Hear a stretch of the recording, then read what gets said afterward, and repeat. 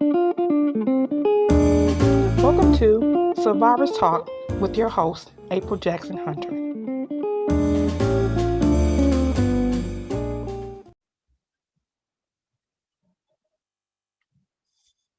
Hey, welcome you guys to another episode of Survivors Talk with me, your host, April M. Jackson Hunter.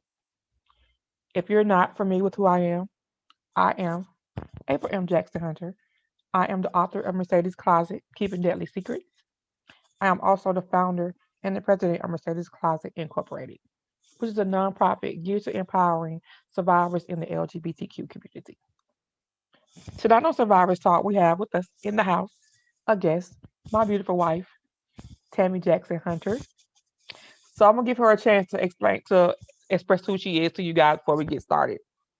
Okay, babe, go ahead. You can tell them who you are. Say something about yourself.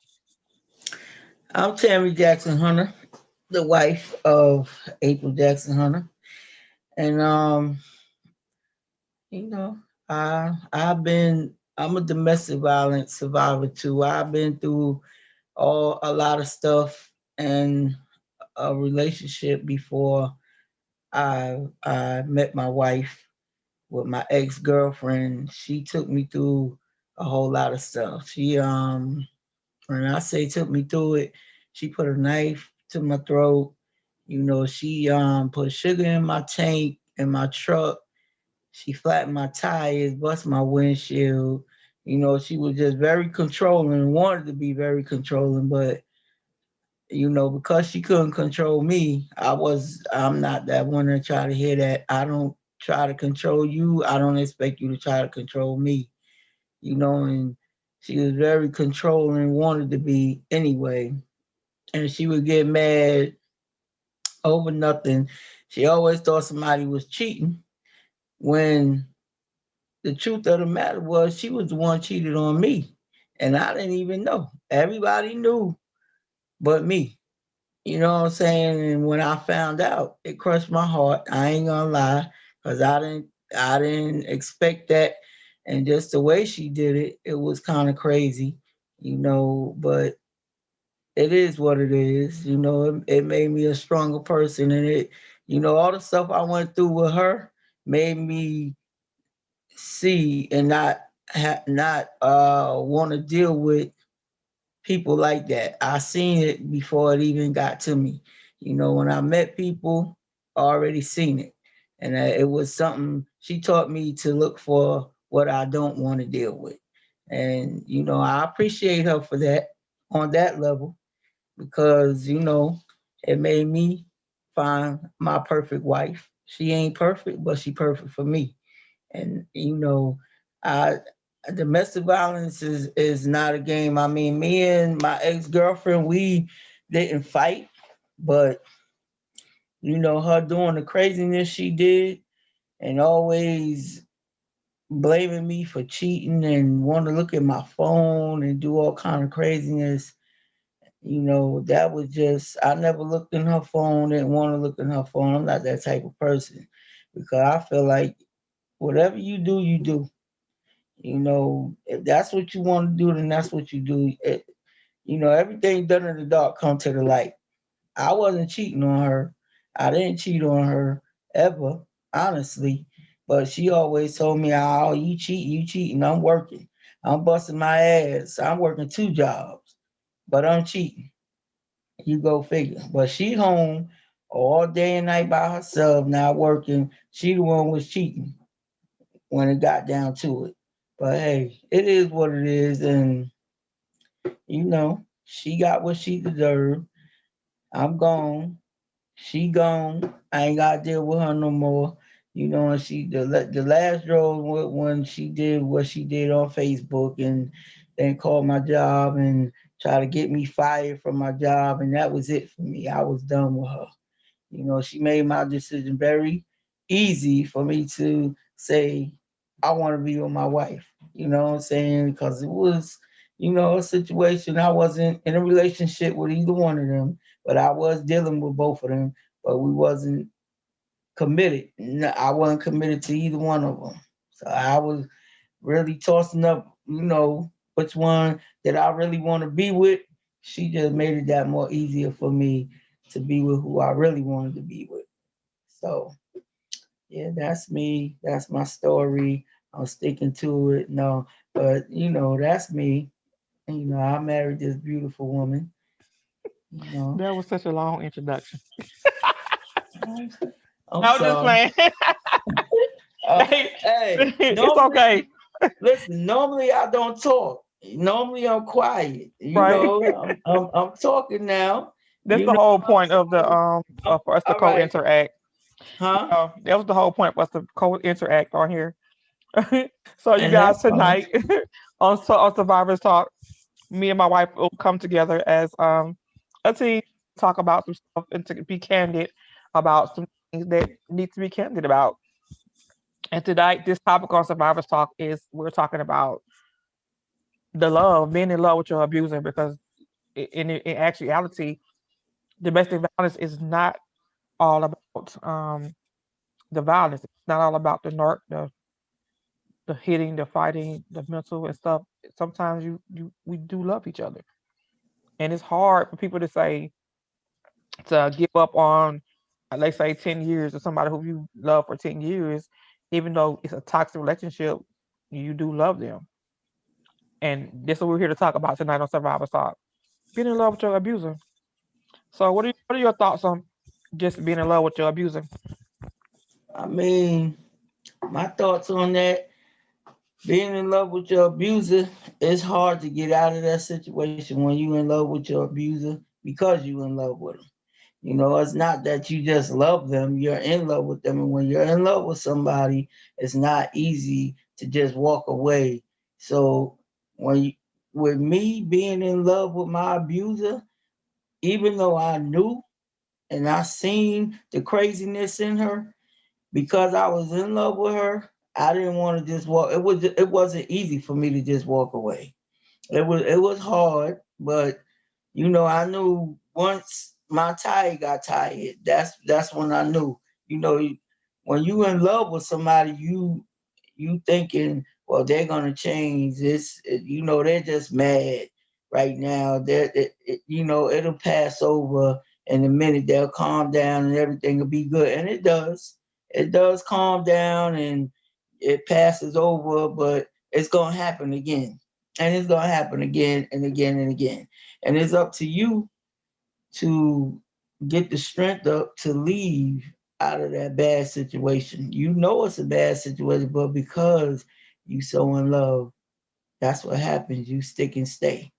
And you hope and pray that they're gonna change. But deep down inside in your heart, you know this is who they are. And they're never gonna change. But it's that one little thing in your mind, in the back of your mind, like, nah, I'm gonna just stick it out. I know they'll change after a while. Eventually they'll change, but eventually, deep in your heart, because I know deep in my heart that she was who she was when she first showed me, when she first bust my windshield. I knew this girl crazy as all hell. But because I was in love with her, I stick and stayed there. And it made me stronger because of the stuff I went through with her. But at the same time, it hurt me and hurt my heart and beat me down. But it was a choice I made that I had to deal with. And now, what's done and said, and I thank God for that, that I could just move on and it not phase me like that, or send triggers or none of that stuff. I don't know. Like for me, with domestic violence, like I didn't realize that's what it was until I met you and you started talking about it and wrote a book about it, and me getting more involved and listening to you talk. That's when I realized, like, damn, I was in a domestic violence relationship. Like, I didn't realize that, because most people think domestic violence is physical, not, verbal and going through all that, and mental and stuff. I mean, because it did fuck excuse my mouth, it did mess with my head for a minute, when especially when she cheated, because I wasn't expecting that. And it messed me up for like 2 weeks. I wouldn't do nothing. I was messed up. I was for real. Like wouldn't eat, didn't want to do nothing with nobody, didn't want to talk to nobody, wouldn't get out of bed. And I realized, like, Tammy, you this ain't you. This it ain't the end of the world. Nah, this can't. Nope. Get up, get dressed, go out, enjoy yourself. And I did. I ain't let it bother me no more. But and of course she come calling back. Oh, I'm sorry, I don't want to hear all that. I did what I did. I ain't never commit to her. If I felt like dealing with her, I did. If I didn't, I didn't. But that's my take on like dealing with my abuser and stuff. No, it's not as much as dealing. It's about I was pretty much saying the love. I'm a if you would Loving mute, your yeah, abuser. mute your mic for me so we won't hit the back feet. Okay. And I agree with what you say. Me on the other hand, my initial abuser was the father of my kids, and of course, we was young, and I did love him. And even though we went through what we went through, I still love him. I don't have any love for him today. You know what I'm saying? That ship is sailed. But I would say I have long since forgiven him for the things that he done, and I even try to rationalize with I try to rationalize with why he did what he did because I chopped up for us being so young. We had kids. I was 17. We got married. I was barely 18. And I kind of chopped up him from being on the streets and doing what he do. You know what I'm saying, hustling on the streets, a young kid, and the next breath you married, you got a kid, another kid on the way, and within a couple of months after that, we had a whole house because my mom, and my stepdad helped us get a house. So we're like barely 18. We married. We got a kid and a half. We got a whole house. So now you got to really get out there and work and not hustle. You got to get a 9 to 5 because you got to build real life bills. So and I feel like the stress of any of that can turn a person who is not equipped to be an adult into another state. And it's funny because we were just talking about that situation about a young man that I know that this pretty much the same. And and I'm not excusing people's behavior by all means. I'm not. I'm just rationalizing. And sometimes you can't even though we tend to feel sorry for our abuser, you have to understand that your best interest is at heart. And I did feel sorry for my baby's father. I still loved him despite of what he was going through, and I still tried to back his play. I still was the phenomenal black woman that I am to push him to make better choices. I apologize, but at the end of the day, a person's only gonna do what they gonna do. I'm sorry, I gotta get some water. Give me 1 second. I apologize. I had an interview yesterday, so I really pretty much been talking all last night and all today because I was talking again. So my throat is really kind of raspy. But at the end of the day, a person got to understand. They got to learn how to take responsibility for their actions.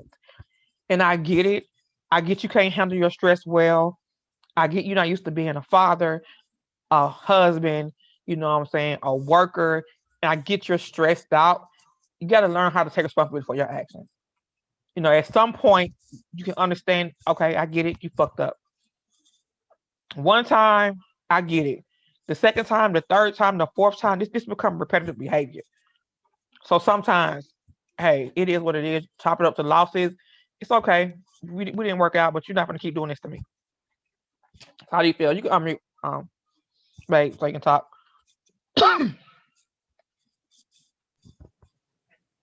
I feel like I agree with you. You can't keep letting people keep doing the same thing over and over to you. You get you get tired of that, and Absolutely. that's how I was. I dealt with my ex for 5 years, and I couldn't deal no more. I was tired. We wasn't going nowhere in this relationship. We were back and forth. Like I don't want to do all the back and forth. I get Look, that. if we gonna be together, we gonna be together. We gonna build something. We gonna make something of this. We ain't gonna keep staying in the same place, doing the same shit. I'm not with all that, you know. So eventually, it was going to end anyway, because we wasn't going nowhere in the relationship. We was sitting in the same spot we was like 3 years ago. I don't want to do that. I want to do different stuff. I want to have different things. I want to build with you. I don't want to sit still in the same spot, stay stagnant in the same spot. That's not what I want to do. I mean, you know, you get tired. When you're tired, get tired. You get up and you'll leave.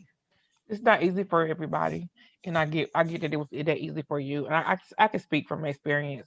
Everybody does not have that same temperament to Right. leave as you did, and at the end of the day, people will choose what's best for them in the end. Oh And yeah. sometimes the luck of the draw wins out, and people lose their lives. Yeah. And I encourage people to not let it go that far, because Yeah. everybody's life is precious, and nobody Exactly. when someone dies through domestic violence, nobody wins. The person who does the crime goes to jail, and the person that is the victim goes to the grave. There is Right. no winner. Exactly. And, sometimes we just gotta understand that sometimes love is not enough. Love is not enough. To say that I love you is not enough to keep allowing somebody to be harmful or hurtful to you. It's not always about physical abuse, you guys. It's more than physical. It's mental. And during my interview last night, we was talking to a young lady who was experiencing domestic violence, and she was saying that it's not physical, it's mental. And you know what I told her? I said people think that somebody putting their hands on them is the worst form of abuse. I said, look at my face. You see this pretty face? All the bruises that was on this body has healed. My mental state is still fucked up. Excuse my language. I deal with stuff every day. I fight battles every day stemming from what I've been through in my life with toxic relationships. Mental and emotional abuse is the worst form of abuse anybody can suffer. Those wounds almost never close. So, asking my beautiful wife again, what were some things that you heal with? What are some things that you heal that you techniques that you use to heal from during your life with DV? Um, like I said, I like for me, the domestic violence, it didn't really phase me none. Like I just walked away from it. And I just thank God that she is wherever she is and not bothering me, and I'm good. Like I really can't say what anything, that what would heal me. I mean, you know, listening to music heals me from a lot of things. I'm a music lover. I love music. Music calms my nerves. Music is my soul healer. That's what when I did get into it with her, I would jump in my truck, go for a ride, to listen to my music, and be okay. I love listening to music. I love it. It's a soul healer for me. Like for real. Like I don't, that's really about it. I go jump in my car, go listen to some music, go for a drive, and listen to my music. And it soothes my mind, it heals me. Or like, well, they don't have water here, but I'm a New Yorker. I love the water. If they had water here, I would be by the water. listening to my music in my car, sitting by the water, because that calms me, it heals me. It's just relaxing, calming, all that for me. That's it. I mean, but music is what heals my mind and my soul. It's a soul healer for me, like for real. I don't, like I said, that I just brushed it off. Like I'm done with it.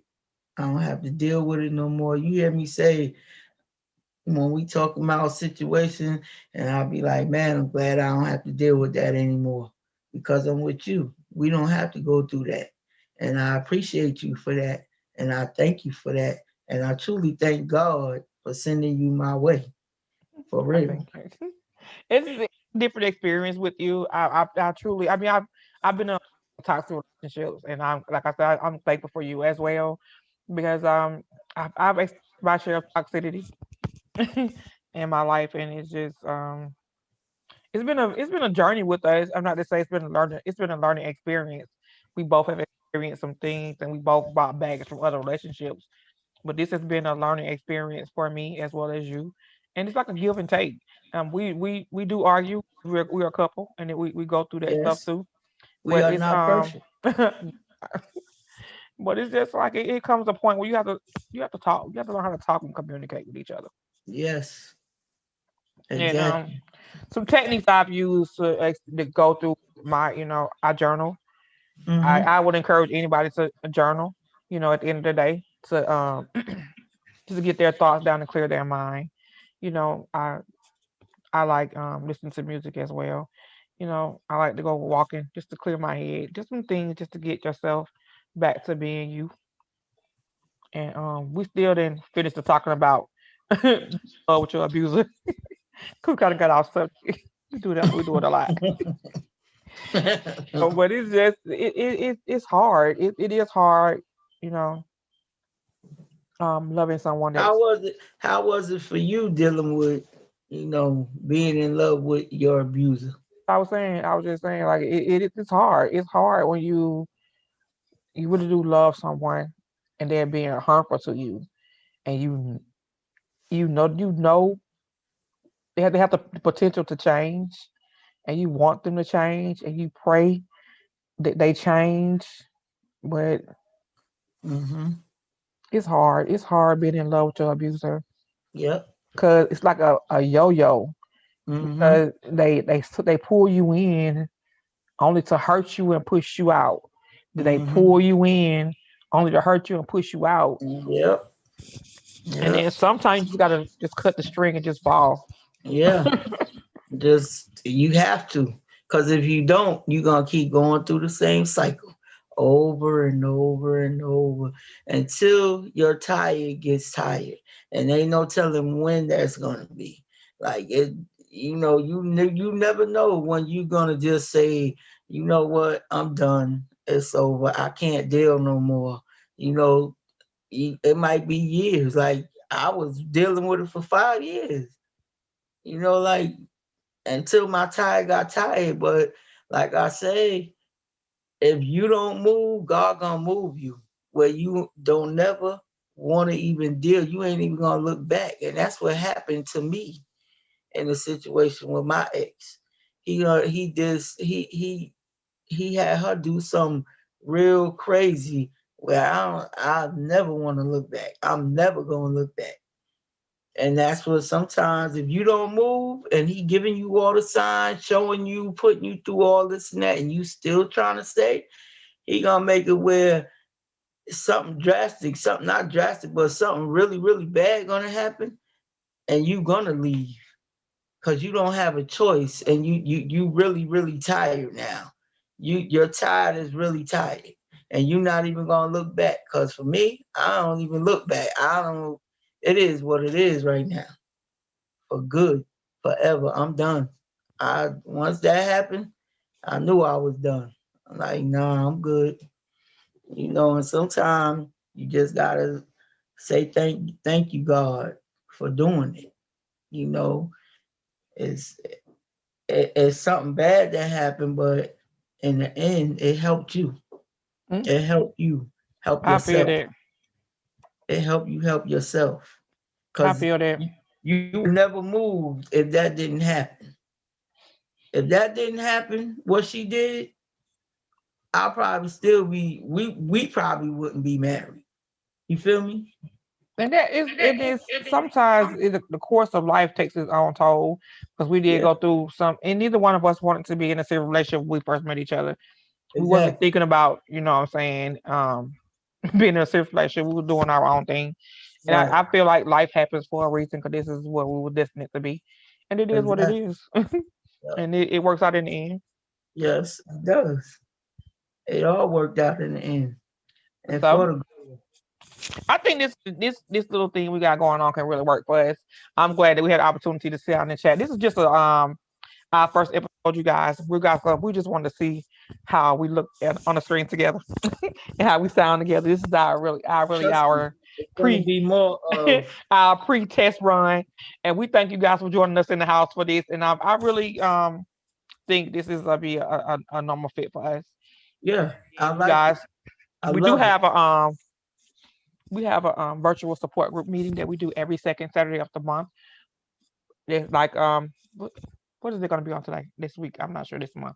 I got to check my calendar. But if you guys want to be involved, it's free. It's virtual, so you can do it from anywhere you want to do it. You guys can sign up by emailing us at mercedescloset@yahoo.com. Attention support group. Mm. We're all across social media. I am April M. Jackson Hunter on Facebook and Instagram. I am Mercedes Closet Inc. on Facebook and Instagram. You guys can find me on Twitter at Mercedes Closet. And you guys can also find me on our YouTube channel at Mercedes Closet Inc. Where can they find you, Tam, on social media? Y'all can find me on Facebook at Tammy Jackson Hunter and on Instagram as I think it's Tammy Jackson Hunter too. And I'm on TikTok too. That her username on TikTok is some crazy mess. So you guys, As well as my wife is on TikTok. She could give you all that information, but I'm only on Instagram and Facebook. Y'all can find me there if y'all need to find me. Um, I'm not on all those social media sites like my wife. I'm only on two of them. But y'all welcome to find me at either one of them. You know, you guys can check out anything y'all want to check out about Mercedes Closet, our nonprofit. You can check that out at www.mercedescloset.com. You guys can also check out any of my books or any of my blog articles at April, excuse me, www.aprilmjacksonhunter.com. We look forward to seeing you guys again next episode on Survivors Talk. Peace, love, and soul. that's right. Peace out, baby.